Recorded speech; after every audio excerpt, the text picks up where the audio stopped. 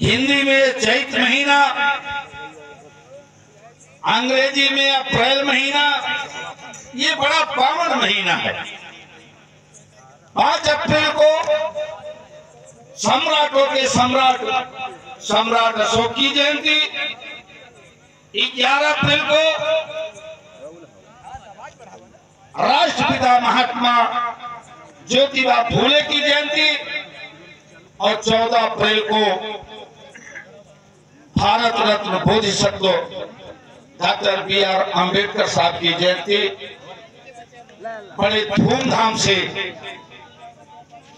ये पूरा भारत नहीं पूरे विश्व में मनाया गया और मनाया जाता है, पूरे महीने मनाया जाता है। तो मैं आप लोगों से कुछ चर्चा करूंगा। जब इस देश में तमाम विसंगतियां थी तो समय इस धरती पर एक ऐसे महापुरुष का जन्म हुआ, एक ऐसे महामानव का जन्म हुआ जिसको हम महामानव तथागत बुद्ध कहते हैं। उन्होंने बिहार के गया में ज्ञान प्राप्त करके इस बहुसंख्यक समाज को एक नया रास्ता दिया था। बहुजन हिताय बहुजन सुखाय का एक नारा देकर के उस नारे को आगे बढ़ाते हुए इस धरती पर सम्राटों के सम्राट अशोक का जब जन्म होता है तो बहुजन हिताय बहुजन सुखाय के नारे को आगे बढ़ाते हुए उन्होंने कहा, सर्वधर्म समभावो, जियो और जीने दो, सत्यमेव जयते और अहिंसा परमो धर्म का आंदोलन चला करके अखंड भारत को का निर्माण करके उन्होंने इस बहुसंख्यक समाज को हक और अधिकार देने का काम किया। आगे चल करके इस कारवा को 1902 में कोल्हापुर नरेश छत्रपति साहू जी महाराज ने इस आंदोलन को आगे बढ़ाने का काम किया और इस बहुसंख्यक समाज को हक और सम्मान देने के लिए अपने राज्य में 50% आरक्षण दे करके हम सबको अधिकार देने का काम किया। वही कारवा आगे बढ़ा।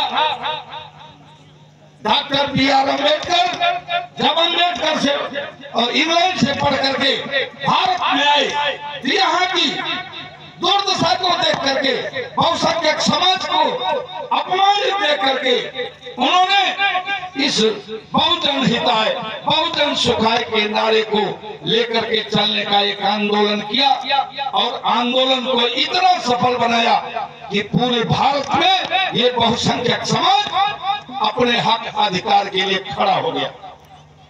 Doctor B R. अम्बेडकर ने भारत का संविधान लिखा। भारत के संविधान में इस बहुसंख्यक समाज के हक और अधिकार के लिए उन्होंने जो व्यवस्था दिया उस पर मैं चर्चा करना चाहता हूं आपसे। अभी हमारे विधायक जी बोल रहे थे, हमारे मामा श्री भी है, विधायक जी के गांव में हमारा मेहमान है। जब भी कहीं मुलाकात हुई है मैं इनको मामा ही कह करके बुलाता हूँ और बड़े प्यार से उन्होंने हमको दुलारा है। ये हमारे राजनीतिक गुरु भी रहे हैं, क्योंकि 93 में श्री राम भारती का इलेक्शन एजेंट में इसी धरती से राजनीति करना सीखा था, इसी 96 की धरती से राजनीति करना सीखा था। तो मैं आपको बताना चाहता, डॉक्टर बी.आर. अम्बेडकर ने 4 चीजों पे काम किया था। पहला दलित, दूसरा डिग्निटी यानी परिवर्तन, और तीसरा डेमोक्रेसी, और चौथा है धर्म। आज लोग कहते हैं कि हम दलित समाज से हैं। अरे चमार, पासी, धोबी, थैकार, आरक, बहेलिया, गुर्जर, बंजारा, कोल, भील, भैया, खस, मुसार, कठेरिया जाति के लोग दलित नहीं हैं। दलित हम सब हैं। दलित वो है जो सताया गया हो, दलित वो है जो भगाया गया हो, दलित वो है जो अपमानित किया गया हो। पहला दलित कौन? छत्रपति साहू जी, जिनको स्नान करते समय अपमानित किया गया। दूसरा दलित ज्योतिबा फूले, जिनको बारात से भगाया गया, वो दलित है। और तीसरा दलित डॉक्टर अंबेडकर, जिनको बैलगाड़ी से भगाया गया, बैलगाड़ी से गिराया गया, दलित डॉक्टर अंबेडकर हैं। और चौथा दलित महात्मा गांधी, जिनको रेलगाड़ी से खदेड़ा गया। दलित वो है जो सताया जाता है, दलित वो है जो अपमानित किया जाता है, दलित वो है जिसका हक और अधिकार छीन लिया जाता है। दलित कोई जाति नहीं है। डॉक्टर अंबेडकर ने जाति व्यवस्था को दूर करने के लिए एक आंदोलन चलाया था। इसलिए अहिर गड़रिया कुर्मी काछी तेली तमोली लोहार कुहार बढ़ई सोनार चौरसिया राजभर केवट मल्ला निषाद, ये जो 55 जातियां पिछड़ी जाति में आती हैं। और उससे पहले जो मैंने दलित समाज के लोगों का नाम गिनाया, ये सब दलित नहीं है, ये सब बहुसंख्यक समाज के लोग हैं। Doctor B.R. अम्बेडकर ने इस बहुसंख्यक समाज के लिए काम किया और इनको दलित मान करके भारत का संविधान लिखा, जिसमें आप सबको हक और अधिकार मिले। इसलिए साथियों, दूसरी बात मैं आपको बताना चाहता हूँ, डिग्निटी यानी परिवर्तन।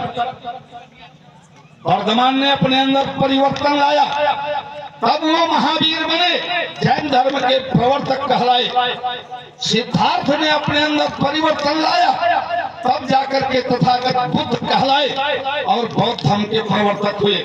नरेंद्र ने अपने अंदर परिवर्तन लाया, तब जाकर के स्वामी विवेकानंद कहलाए और उन्होंने विश्व धर्म सम्मेलन में भारत के झंडे को गाड़ करके इस बहुसंख्यक समाज को हक और अधिकार दिलाने का काम किया। इसलिए आप अपने अंदर परिवर्तन लाने का काम करिए। तीसरी बात, डेमोक्रेसी यानी स्वतंत्रता। संविधान में आपको पढ़ने का, लिखने का, बोलने का, अपने धर्म का आप प्रचार प्रसार कर सकते हैं, अपने बच्चों को शिक्षा दिला सकते हैं। ये स्वतंत्रता डॉक्टर B.R. अम्बेडकर ने आपको दिया है और आप अपने बच्चों को शिक्षित करके आगे बढ़ाने का, IAS PCS बनाने का, DM और SP की कुर्सी पर बिठाने का, विधायक और सांसद बना करके मुख्यमंत्री और प्रधानमंत्री बनाने का काम करें, तब जाकर के आपका भला हो सकता है। इस बहुसंख्यक समाज को हक और अधिकार मिल सकता है। ये आपकी स्वतंत्रता के लिए उन्होंने ये संविधान दिया। और चौथा है धर्म। धर्म माने कोई धर्म नहीं होता, धर्म माने होता है रास्ता।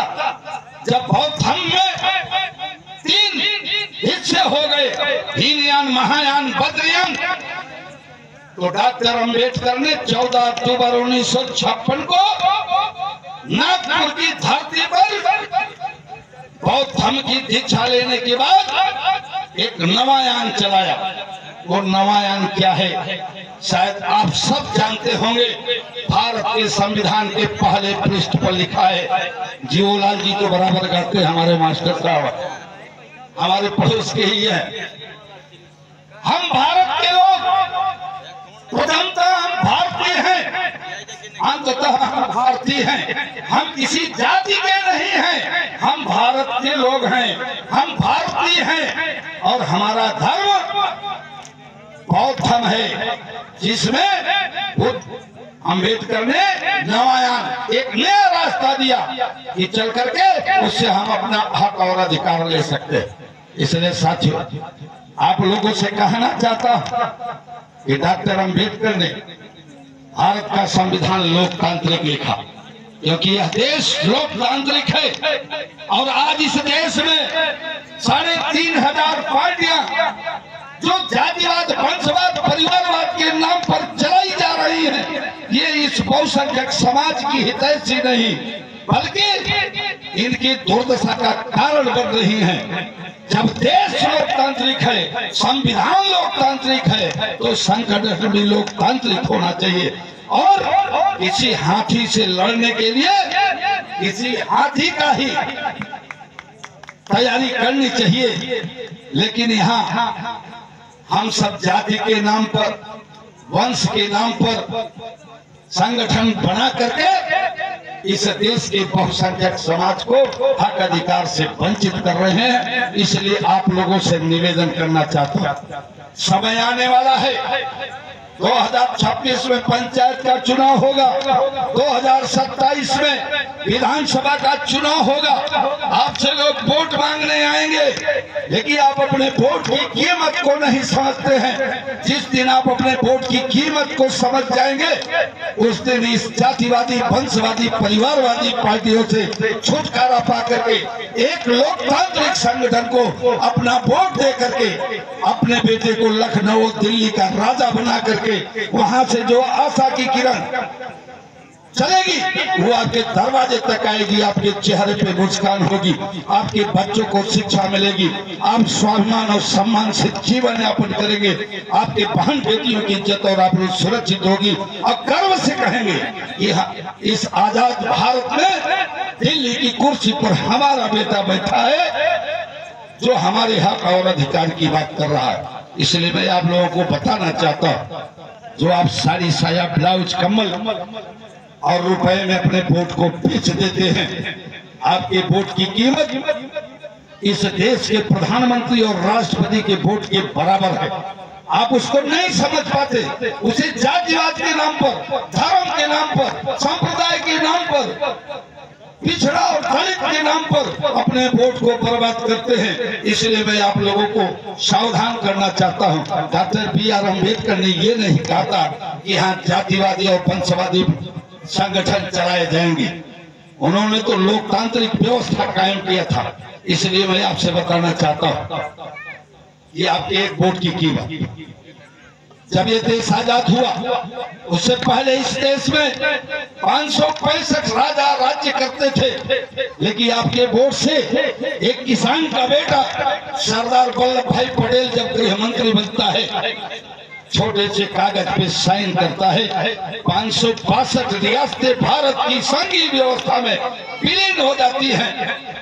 राजा ताकतवर है कि आपका वोट ताकतवर है? जरा हाथ उठा करके बताइए।